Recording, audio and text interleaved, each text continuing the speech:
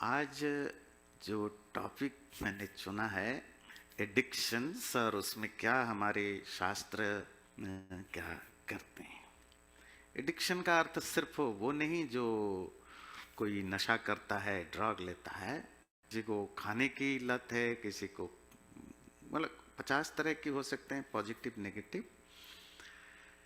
शुरुआत करते हैं महाभारत का मुशल पर्व।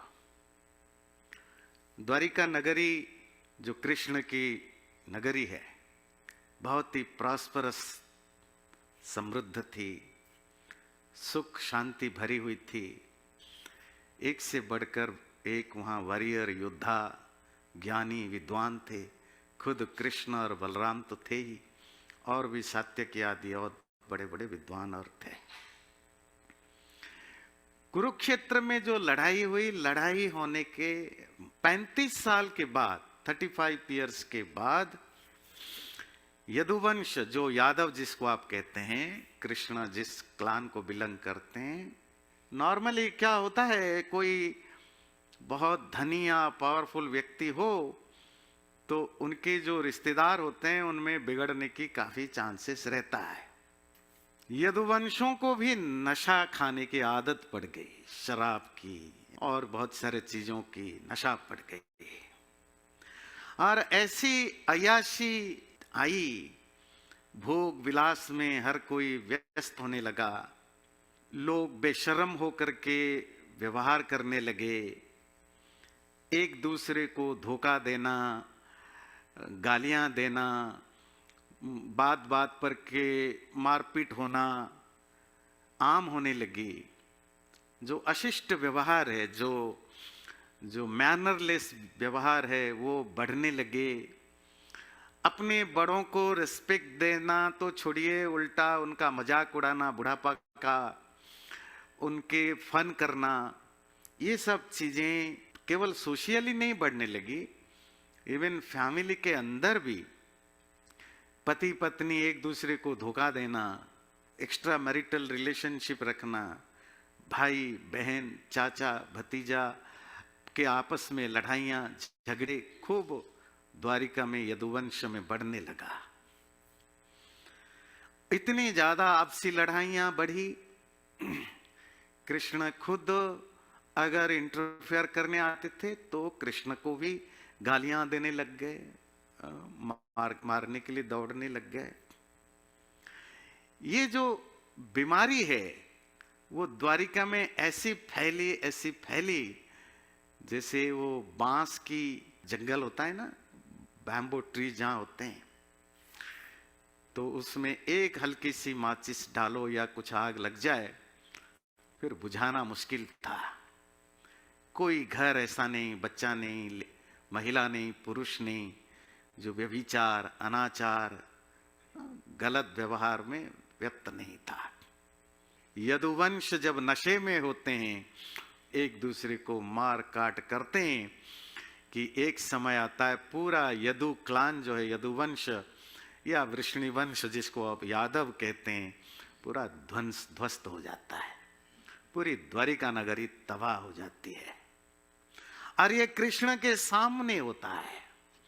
अपना खानदान का नष्ट होना, स्त्रियों का, पुरुषों का, बच्चों का, बड़ों का, बुजुर्गों का, ये एडिक्शन की, नशे की, मटेरियल चीजों के या अनकंट्रोल्ड बिहेवियर का एक झलक है। कैसे इंडिविजुअल नहीं, पूरी की पूरी सोसाइटी नष्ट हो जाता है। किसको आप एडिक्शन किसको कहेंगे?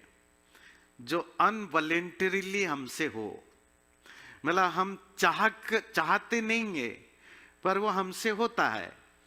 जो लोग शराब या ड्रग्स लेते हैं उनके साथ भी वही, जो शराब और ड्रग्स नहीं भी लेते हैं उनमें भी फिजिकल एक्टिविटी जैसे होते हैं, जहां बहुत सारे हमारे ना चाहने पर भी, अनजाने में भी हमारे शरीर में उस तरह के हलचल होते हैं। चोरी करना की आदत है, शॉपलिफ्टिंग है, गैम्बलिंग है, ये सब एडिक्शन है, लत है। इसके लिए नशा करने की जरूरत नहीं, यही नशा होती है। नशा सिर्फ कोई सब्सटेंस लेने का नहीं, हमारा जो फिजिकल या मेंटल बिहेवियर है वो पनपता है।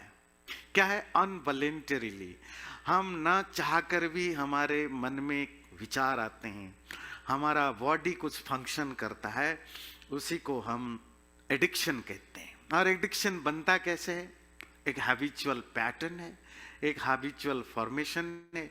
शुरू में हो सकता है वो वॉलेंटरीली हो, शुरू में हो सकता है हम चाहकर वो करते हो, बाद में कभी वो अनजाने में इतना ज्यादा हमारे शरीर या मन में वो कब्जा कर गया कि अब हम ना भी चाहें तो भी हमसे वो होता है।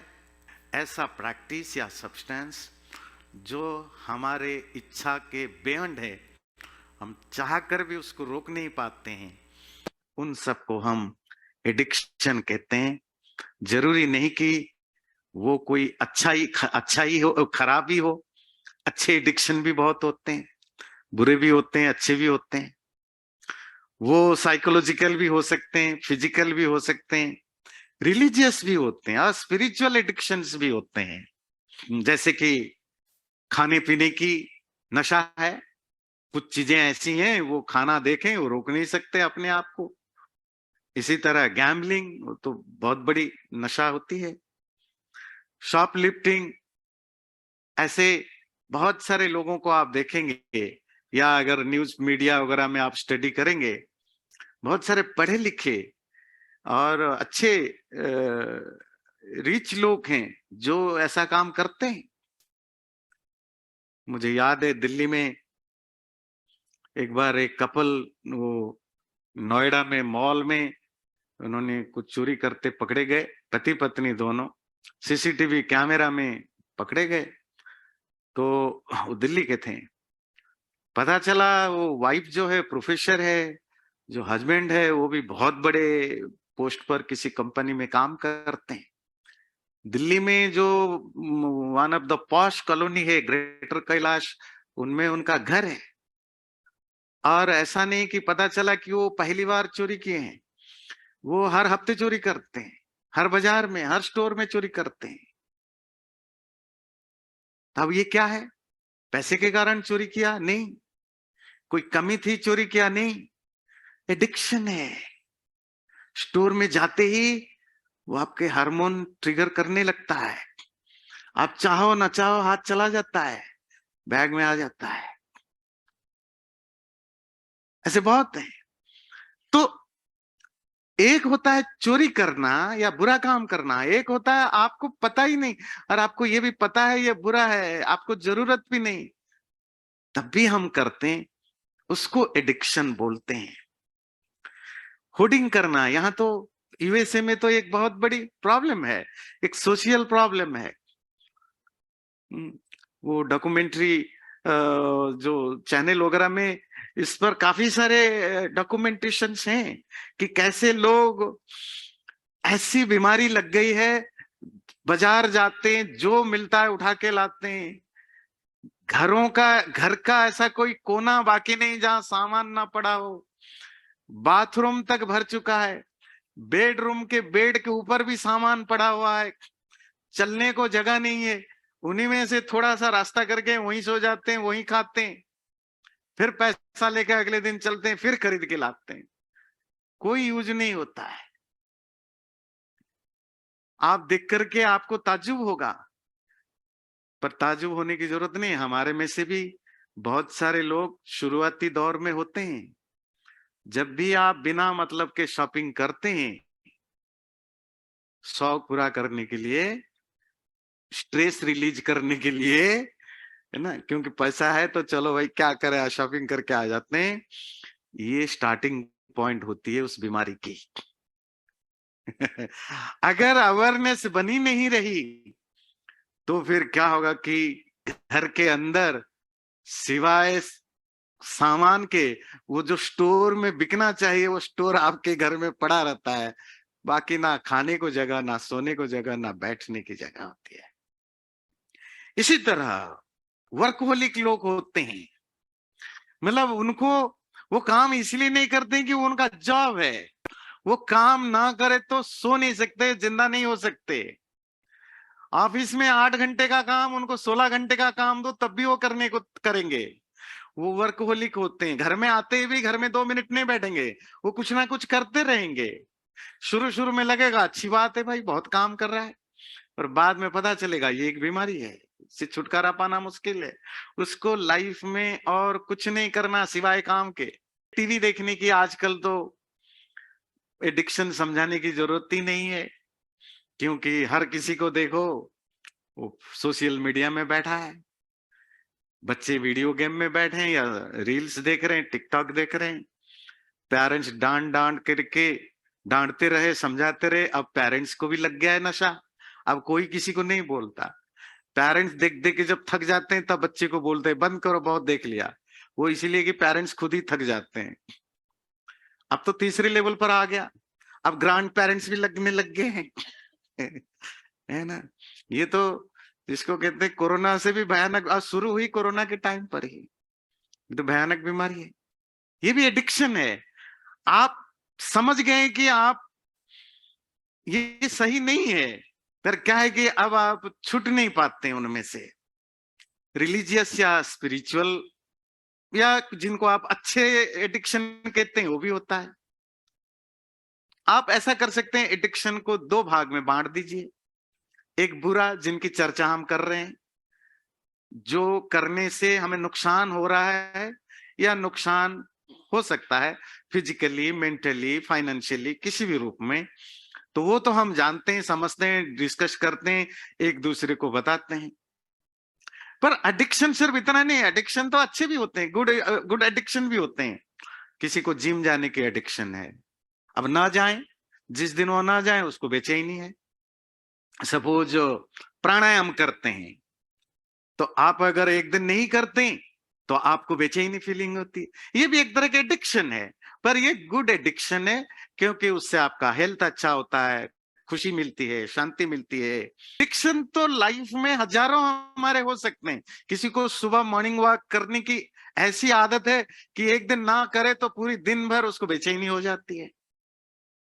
इसी तरह रिलीजियस एडिक्शन भी।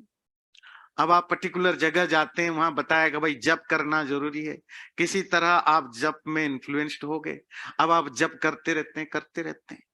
अगर गलती से एक दिन माला कहीं छूट गई तो आपको ना खाने की, ना नींद की, ना सोने की प्रॉब्लम हो जाएगी, आपको जपते रहना है। मोस्ट ऑफ जो ज्यादा रिलीजियस होते हैं वो एडिक्टेड ही होते हैं। ठीक है, आप इनको गुड एडिक्शन में डालेंगे। एडिक्शन और स्पिरिचुअल प्रैक्टिस में थोड़ी फर्क होती है। स्पिरिचुअल प्रैक्टिस मतलब जहां अवेयरनेस बना रहता है, जहां आपकी ऑब्जेक्टिव क्लियर है, जहां आपका गोल क्लियर है, अब उस गोल को अचीव करने के लिए आप विथ प्रॉपर अवेयरनेस करते रहते हैं, वो एडिक्शन नहीं होता है, वो तो आप प्रैक्टिस करते हैं। एडिक्शन जहां ऑब्जेक्टिव आपको पता नहीं, उससे कुछ मिलता नहीं मिलता पता नहीं, बस किसी ने शुरू में कहा, कुछ पढ़ा लिखा, हम करते करते एडिक्टेड हो गए, अब वो छूटता नहीं, लगता है जैसे इसी को ना करने से ही पाप हो रहा है, और अगर कर लिया तो लगता है कि भाई जिंदगी धन्य हो गया है। पर जो बुरे एडिक्शन है उनके प्रति अवेयरनेस होने की जरूरत है। जैसे कि हमारे शास्त्र कहते हैं, ऋग्वेद के ये कुछ कोटेशन है एडिक्शन के बारे में, जिसमें दोनों सब्सटेंस यूज, इंटॉक्सिकेशन मतलब जो जो सब्सटेंस द्रव्य हम लेते हैं, शराब व दूसरे तरह की चीजें, या कर्मों भी जो एडिक्शन होता है। जैसे ऋग्वेद के ये कुछ एग्जाम्पल है कि व्यक्ति के जितने भी पाप हम करते हैं, बुरे काम करते हैं, उन सबके मूल में या तो वो इंटॉक्सिकेशन, नशा, नशा बाहरी चीजों को सब्सटेंस लेकर भी हो सकता है, या नशा मेंटल नशा, जो लालच, ईर्ष्या और द्वेष के कारण पैदा होता है। हम बुरे काम, या तो जब हम कोई नशा कर लेते हैं तो हमारी वो डिस्क्रिमिनेटिव एबिलिटी, चीजों को अलग करने की एबिलिटी में फर्क पड़ता है, तो भी हम गलत काम कर बैठते हैं।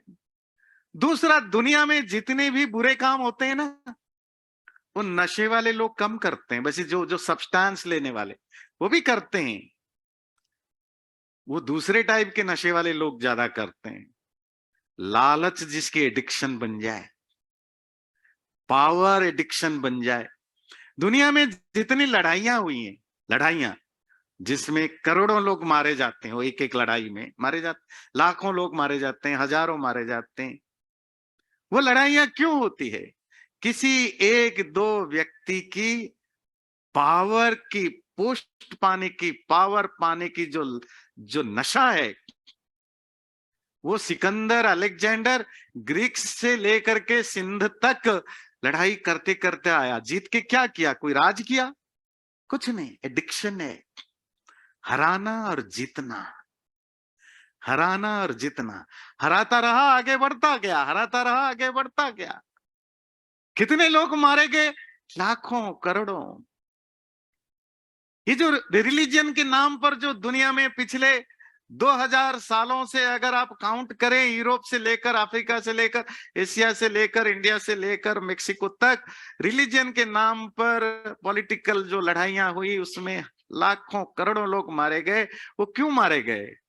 रिलीजियस जो जो लीडर हैं, उनकी जो लालच है कि सारी दुनिया मेरे रिलीजन को फॉलो करे, इसीलिए उन्होंने कुछ राजाओं को, कुछ सरकारों को अपने कब्जे में लिया, उनसे मरवा करके राज किया। तो एडिक्शन लालच की भी होती है, पावर की, धन की, पोस्ट की, इसकी भी एडिक्शन होता है ना। तो हमारे से जितने पाप होते हैं, वो सारे पाप सिर्फ नशा, ये जो बाहरी शराब या ड्रग लेने वालों के द्वारा नहीं होता है, उनके द्वारा छोटे छोटे पाप होते हैं। बड़े पाप होते हैं जो मेंटल लेवल पर एडिक्टेड होते हैं, जिसको हमारे शास्त्रों में लालच आदि, मोह, इल्यूजन है ना, इग्नोरेंस, लालच, मद, मोह, ईर्ष्या, जेलेसी। हमारे घर में जितने प्रॉब्लम होते हैं, पड़ोसी के साथ या रिलेटिव्स में जितने प्रॉब्लम होते हैं, जिस तरह की कंस्पिरेसी हम करते हैं या हम शिकार होते हैं, उसके पीछे कारण क्या है? ईर्ष्या। कुछ लोग कभी कभी करते हैं, कुछ लोग इतना ज्यादा एडिक्टेड होते हैं ईर्ष्या से, वो हमारे पड़ोसी के, रिलेटिव के, फैमिली मेंबर का कोई भी सुख देखें तो उनको रात की नींद खराब हो जाती है। तो क्यों नींद खराब होती है? क्योंकि एक आधा बार हो तो समझ में आता है, क्योंकि वो भी एक तरह की एडिक्शन होता है। वही वेद मंत्र कहता है, व्यक्ति कमजोर होता है मेंटली, पाप करता है इंटॉक्सिकेशन या नशे के द्वारा, जिसके कारण उसका लूज ऑफ इंटेलेक्ट होता है, रविश चीजें बात करता है, किसी से भी लड़ाई कर सकता है, गेम जुआ खेल सकता है, दुनिया के सारे गंदे काम भी वो ऐसे लोग करते हैं। ऋग्वेद का ये एक मंत्र है जो कहता है, नसस्सो दक्षो वरुण ध्रुति सा सुरा मन्युर्विभेदको अचित्ति अस्ति ज्यायान कनियस उपारे स्वप्न चनेद ननृतस्य प्रयोता।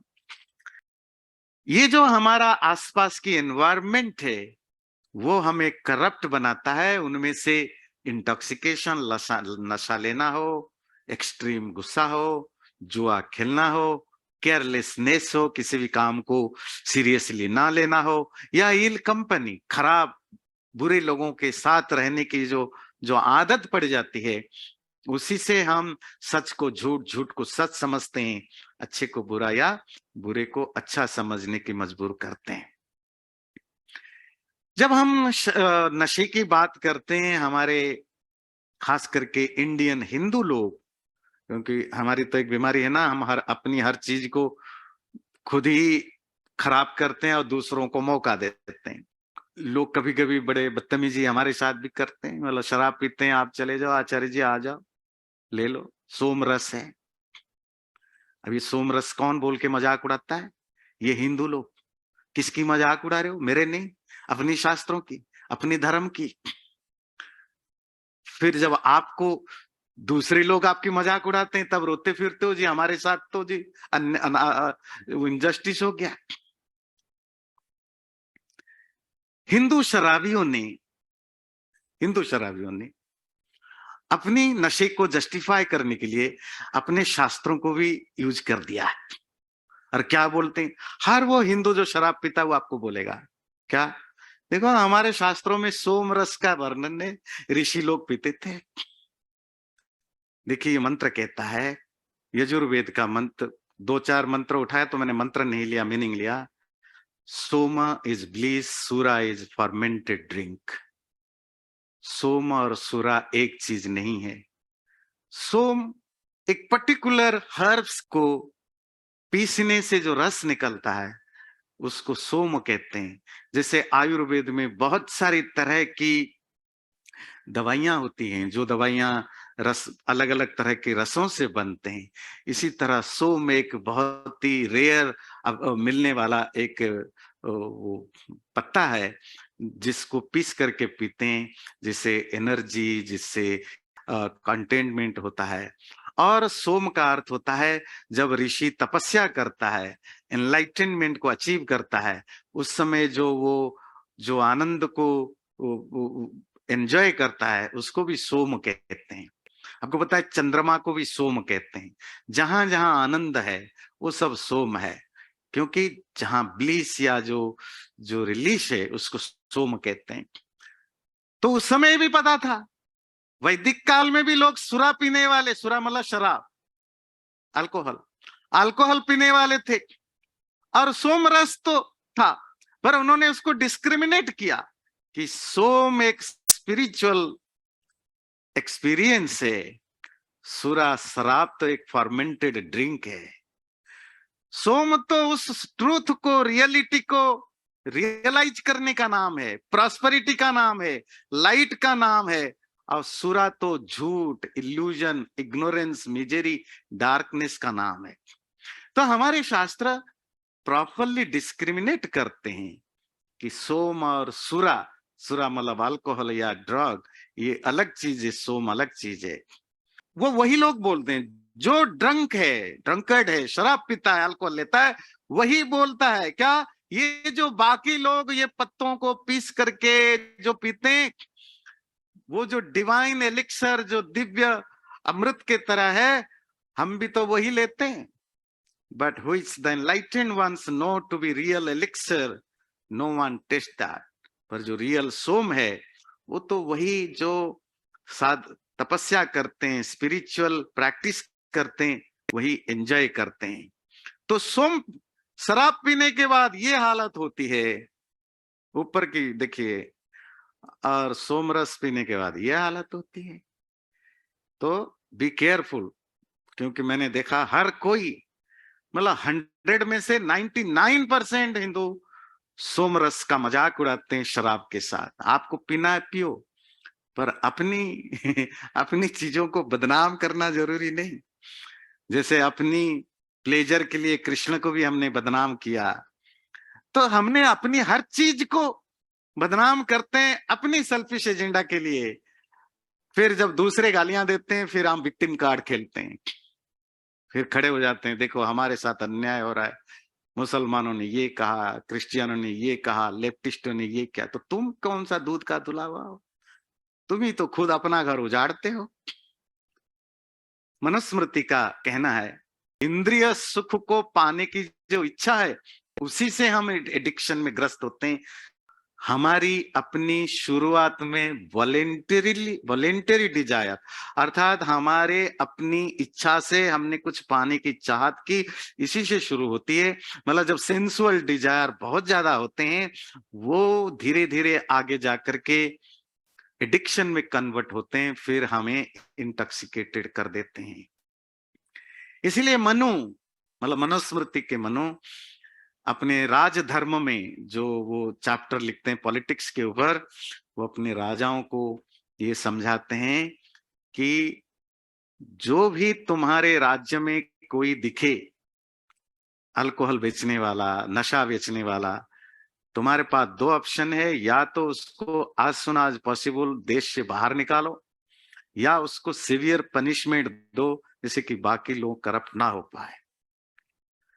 उपाय क्या है कि इनसे हमें प्रिवेंट कैसे करें? अगर किसी तरह की कोई एडिक्शन हो गया है या होने के रास्ते पर हैं, तो जो हमारे यहाँ ट्रेडिशनल रास्ते थे मैं उनकी चर्चा करूंगा। आजकल तो बहुत सारे अब तो साइकेट्रिक हैं, साइकोलॉजिस्ट हैं, काउंसलर है, बहुत सारे मॉडर्न डेवलपमेंट स्टडी लोगों को हैंडल करने के लिए होता है, जो साइकोलॉजिकल प्रॉब्लम है या जो ड्रग वगैरह के कारण जो प्रॉब्लम है।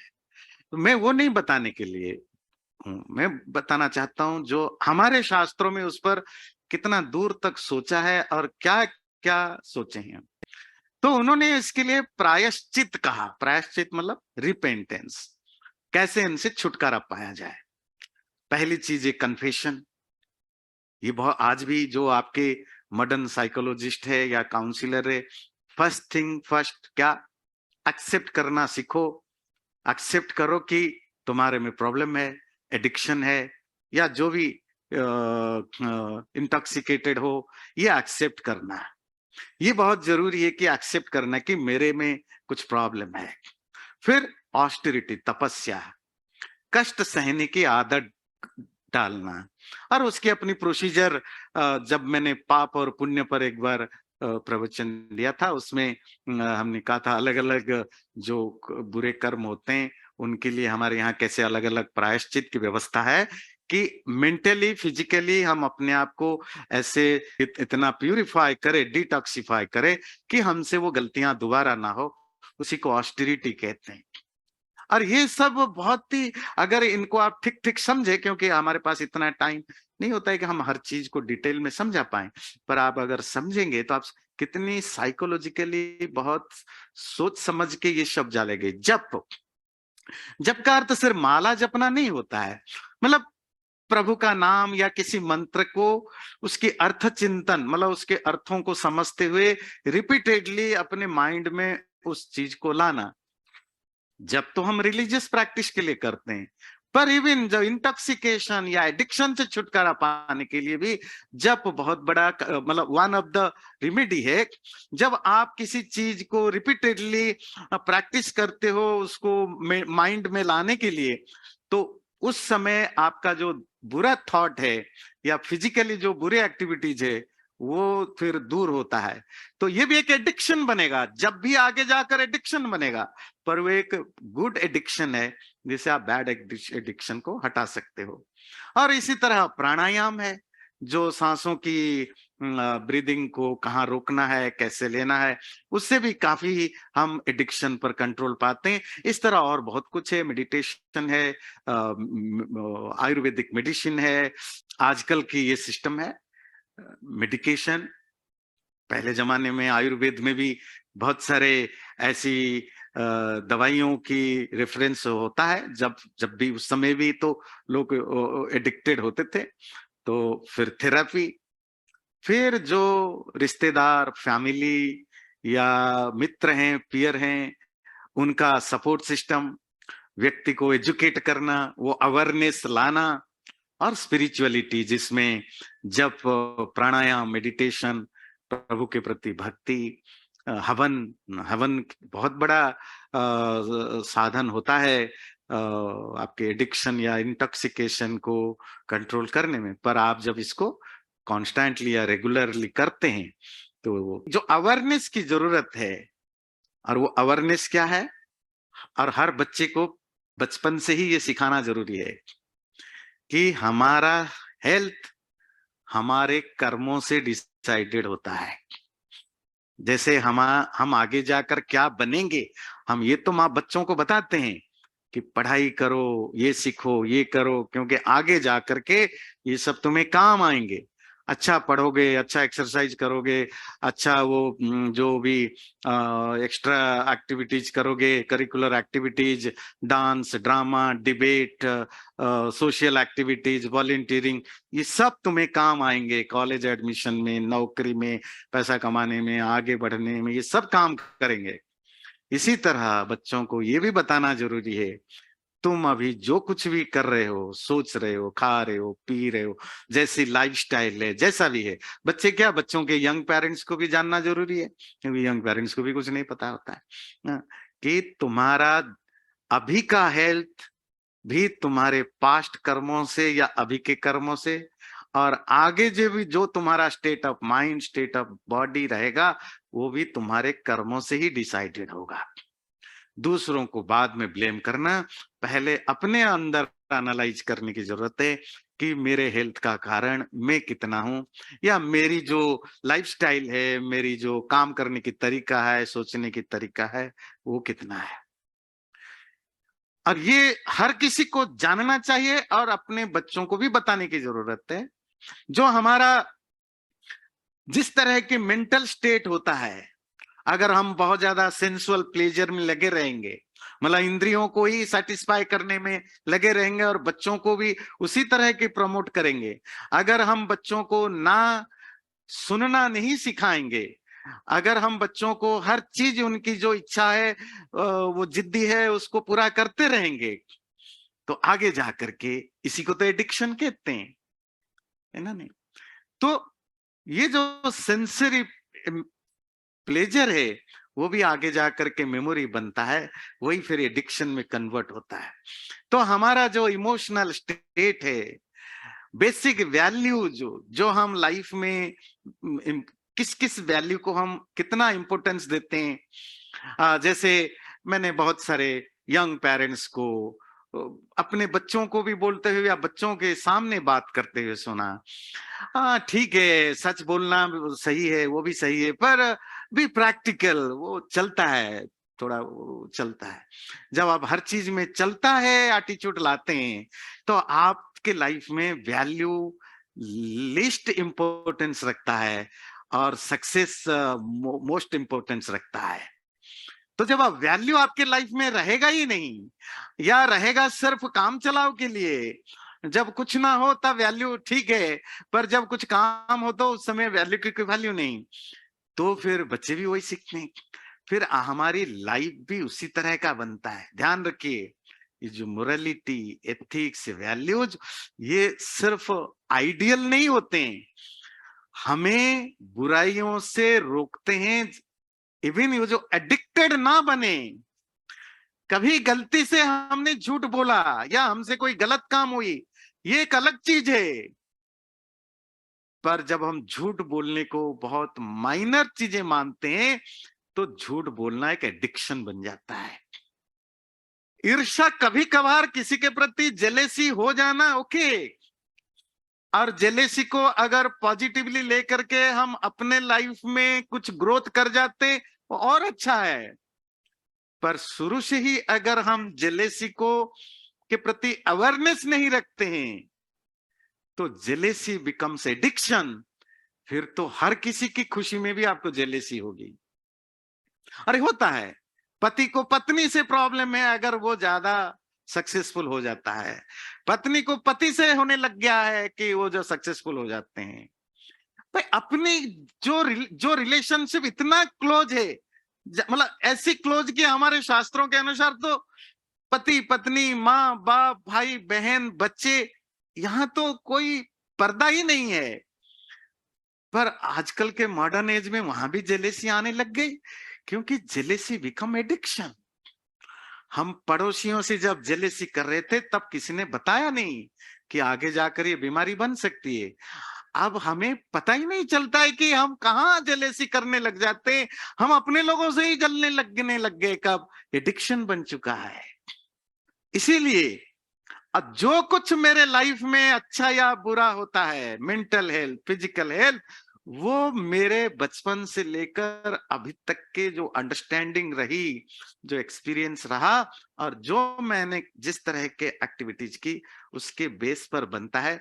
और लास्ट है कि हमारी किस तरह के एसोसिएशन है, किन लोगों के साथ बैठते उठते हैं, उससे भी बहुत सारे एडिक्शन हमारे अंदर बनता है। तो क्या तरीका क्या है कि एडिक्शन को अगर ना हो, अगर हो तो उसको हम प्रिवेंट कर सके? अपने आप को समझें, शरीर क्या है, माइंड क्या है, संसार क्या है, मेरा क्या रिलेशनशिप है, ये जरूरी क्यों है? एक चीज तो बहुत जरूरी है जानना कि लाइफ बड़ा छोटा सा है, छोटी सी जिंदगी है, मैक्सिमम 100 साल के आसपास की है। आप बहुत कुछ करके, बहुत कुछ नेम फेम पोस्ट जले से, इन सब चीजों से कुछ नहीं होने वाला।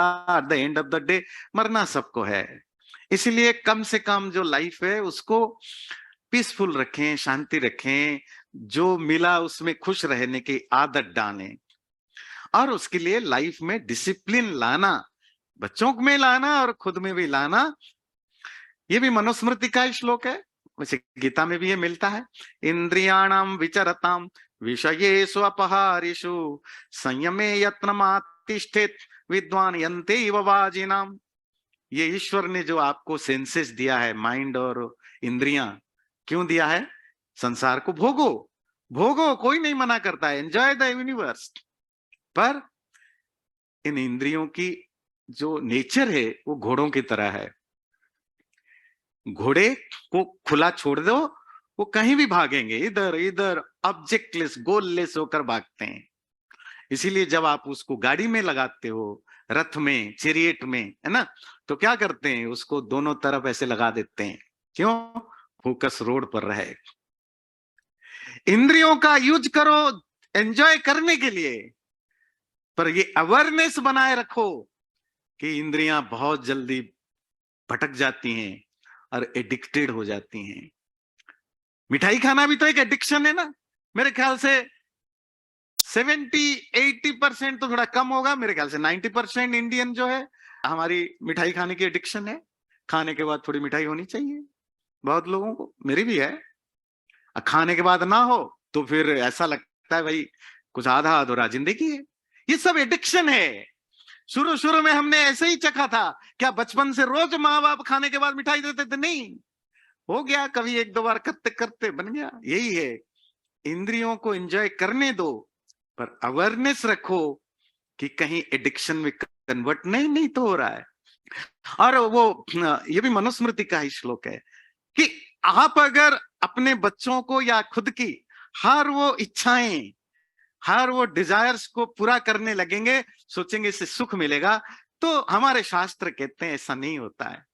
इच्छाओं को पूरा करने से इच्छाएं शांत नहीं होते हैं, उल्टा और ज्यादा स्ट्रंगर होकर के आते हैं। बिल्कुल वैसा, अगर आप आग को शांत करने के लिए घी डालते हैं तो आग शांत नहीं होता है और जोर जोर से जलता है। इसी तरह सेंसेस को अगर आप 24 आवर सेटिस्फाई करने में लगेंगे तो कोई सेंसेस कभी सेटिस्फाई नहीं होता, उल्टा उसका भूख और बढ़ता जाता है। तो क्योंककि समय हो रहा है, बड़ी इंटरेस्टिंग श्लोक सुना के कंक्लूड करना चाहूंगा। ये श्लोक को समझने से पहले उसकी एक स्टोरी समझिए। इसका भी एडिक्शन और बुराई के साथ थोड़ी रिलेशनशिप है, पर ये श्लोक जो है थोड़ी फनी श्लोक है। बात है कि एक राज्य में एक राक्षस आया, तो आकर के राजा को बोला, देखो मैं तुमसे एक सवाल पूछूंगा, सवाल का जवाब तुम दे दो या तुम्हारे यहां जो स्कॉलर हैं, विद्वान हैं, वो दे दें, तो मैं चुपचाप चला जाऊंगा। अगर जवाब नहीं दिया तो मैं तुम्हारे यहां जितने भी पढ़े लिखे लोग हैं, स्कॉलर्स हैं, उन सबको खा जाऊंगा। और मैं आपको 1 हफ्ते का टाइम देता हूं। बगल में एक तालाब है, पॉन्ड है, मैं वही हूं, जिसको भेजना है तो वहां भेज देना। तो राजा ने अनाउंसमेंट कर दिया राज्य में कि ऐसे राक्षस है, बड़ा विद्वान, पढ़ा लिखा, एजुकेटेड है, स्कॉलर है, और उसका एक क्वेश्चन है, उस क्वेश्चन का आंसर दो। क्वेश्चन था, इस श्लोक की लास्ट लाइन है, भ्रष्टस्य का गति। जो व्यक्ति करप्ट हो जाता है, करप्ट हो जाता है या इमोरल हो जाता है, उसकी क्या हालत होती है? बड़ी इंटरेस्टिंग है। तो लोग गए, बहुत सारे विद्वान गए, उन्होंने अपनी ढंग से जो समझाना है समझाया। राक्षस को किसी में संतुष्टि नहीं हुई, आंसर से सेटिस्फाई नहीं हुआ। फिर लास्ट में 7वां दिन हो गया, 7th डे, तो कालिदास को बुलाया गया। Kalidas was a great poet और उनके नाम पर बहुत सारे नैरेटिव्स और स्टोरीज भी चलते हैं। तो कालिदास को बोले, आप जाओ, देखो कोई तो, अब सारे विद्वान हार चुके हैं, राक्षस को कोई जवाब नहीं दे पाते हैं, आप जाओ, वो तालाब है वहां बैठा है। बोले ठीक है। कालिदास गए, अपने कपड़े चेंज किया, साधु का कपड़ा पहना, साधु समझते हैं मतलब जो स्पिरिचुअल पर्सन का कपड़ा पहना, एक कटार, वो जो जिसमें काटते हैं है ना, एक कटार रखा, एक हाथ में एक बकरी लिया, बकरी बांध के, और एक हाथ में शराब का बोतल। स्पिरिचुअल वेश है, बकरा है, कटार है और शराब है। लेकर के कालिदास गए, जिस तालाब के पास वो राक्षस रहता था, वहां जाकर के, वहां जो सीढ़ियां बनी हुई हैं, इस सीढ़ियों में जाकर उस कटार से, कटार को धार दे रहे हैं, पत्थर में देते हैं ना, तभी वो राक्षस आया, बोला तुम आए हो जवाब देने? जी हाँ। तो राक्षस ने देखा, बोला तुम तो एक सन्यासी लगते हो, मतलब स्पिरिचुअल पर्सन लगते हो, ये क्या कर रहे हो? जी बकरी को काट के, काटना क्यों जब मांस खाना है। अच्छा, राक्षस ने पूछा भिक्षो मांस निषेवणम प्रकुरुषे, तुम अपने आप को स्पिरिचुअल कहलाते हो, रिलीजियस कहलाते हो, मांस खाते हो? कालिदास ने बोला क्या बात कर रहे हो, शराब के बिना मांस खाने का कोई मजा है? अच्छा, शराब का बोतल इसीलिए रखे हो, शराब पियोगे? कमाल है भाई। मध्यम चापी तब प्रियम प्रियम हो, अरे भाई तो शराब भी तुझे पसंद है? अरे खाली शराब थोड़ी मजा देता है, वारांगना भी सहा, नाचने गाने वाली लड़कियों के साथ ही तो शराब पीने का मजा होता है ना। अरे भाई ये भी काम करते हो? तासाम अर्थ रुचि, वो तो पैसा मांगते, पैसा कहां से लाते हो? द्यूते न चौर्येण वा, जुआ खेल के, चोरी करके। अच्छा, चौर्य द्वित परिग्रहोपि भवत, तो जुआ भी खेलता है, चोरी भी करता है। भ्रष्टस्य का गति, जो करप्ट हो जाता है, और वो क्या करेगा? ढोंगी, ढोंगी समझते हैं, मतलब आप अंदर से कुछ हो, बाहर से कुछ हो, हर तरह की बुरी चीजों को करना, उनको जस्टिफाई करना। भिक्षो मांस निषेवणम प्रकुरुषे, किम तेन मद्यम विना, मद्यम चापि तव प्रियम प्रियमहो, वारांगना भी सह, तासाम अर्थ रुचि कुतस्तव धनम, द्वितेन चौर्येण वा, चौर्य द्वित परिग्रहोपि भवता, भ्रष्टस्य का गतिः। ये सब इंटर रिलेटेड हैं, ये सब इंटर रिलेटेड हैं, एक आता है दूसरे को खींच लाता है। तो इसीलिए तो जीवन में कुछ भी हम करें, अवेयरनेस बनाए रखें, कहीं कोई एडिक्शन तो नहीं बन रहा है, और बच्चों को भी अवेयर कराएं। अपने ध्यान से सुना, बहुत बहुत धन्यवाद। ओम शांति। चैनल को सब्सक्राइब जरूर करें और वीडियो अच्छा लगे लाइक भी जरूर करें।